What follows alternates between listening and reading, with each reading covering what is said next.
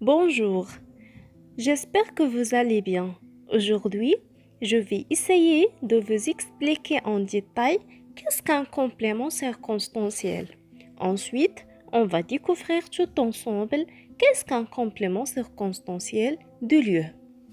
On commence notre leçon par cette phrase. Rachid prépare son cartable dans sa chambre. Regardez, de quoi se compose cette phrase? Rachid, c'est le groupe nominal sujet. Prépare son cartable dans sa chambre, c'est le groupe verbal. Et dans le groupe verbal, prépare, c'est le verbe. Son cartable, c'est le complément d'objet direct. Dans sa chambre, c'est le complément circonstanciel. Alors, le complément circonstanciel dans cet exemple donne des informations sur les circonstances dans lesquelles se déroule l'action. Restons dans le même exemple. Si on supprime le complément circonstanciel dans cette phrase, le sens de la phrase reste le même. Il y a seulement moins d'informations sur l'action. Et donc, on déduit que le complément circonstanciel peut être supprimable. C'est-à-dire, il n'est pas obligatoire pour la compréhension de la phrase. Prenons un autre exemple. Ce matin, ma fille achète une voiture. Dans cet exemple, le complément circonstanciel est déplacé au début de la phrase. Ce matin, ma fille achète une voiture. Et regardez, si nous le déplaçons à la fin, la phrase devient ma fille achète une voiture ce matin. Ou bien au milieu de la phrase, ma fille achète ce matin une voiture.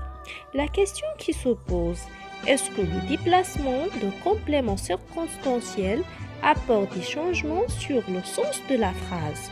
La réponse, non. On déduit que le complément circonstanciel est déplaçable.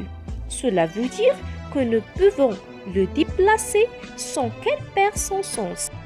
Il y a plusieurs types de compléments circonstanciels, mais les plus utilisés sont trois.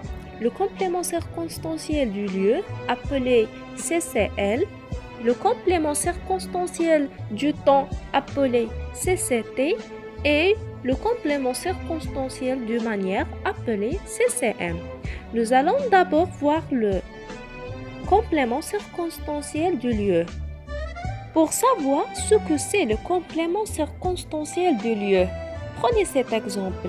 Ma mère nettoie la vaisselle dans la cuisine. Regardez, de quoi se compose cette phrase? Ma mère, c'est le groupe nominal sujet. Nettoie la vaisselle dans la cuisine, c'est le groupe verbal. Dans le groupe verbal, nettoie, c'est le verbe. La vaisselle, c'est le groupe, ou bien c'est le complément d'objet direct. Dans la cuisine, c'est le complément circonstanciel du lieu. Le complément circonstanciel du lieu, dans cet exemple, nous indique des informations ou bien des informations sur l'endroit où l'action se déroule. Si on supprime le complément circonstanciel du lieu dans la phrase, le sens de la phrase reste le même. Il y a simplement moins d'informations sur l'action. Et donc, on déduit que le complément circonstanciel du lieu peut être supprimable.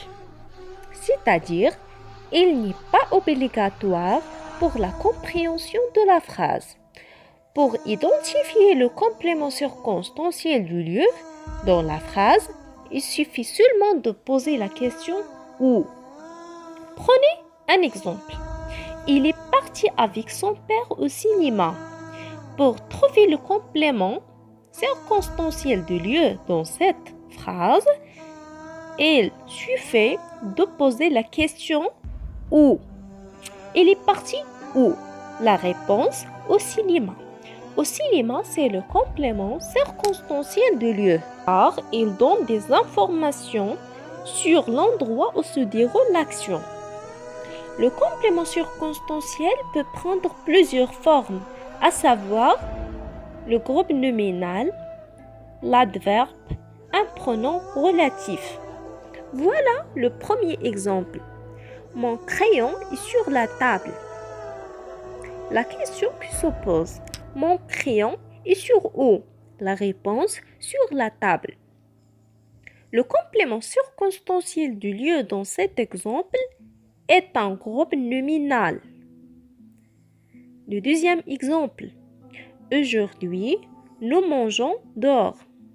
Aujourd'hui, nous mangeons où? La réponse dehors. C'est un complément circonstanciel sous forme d'un adverbe. On arrive à la fin de ce cours. Merci pour votre aimable attention. Au revoir.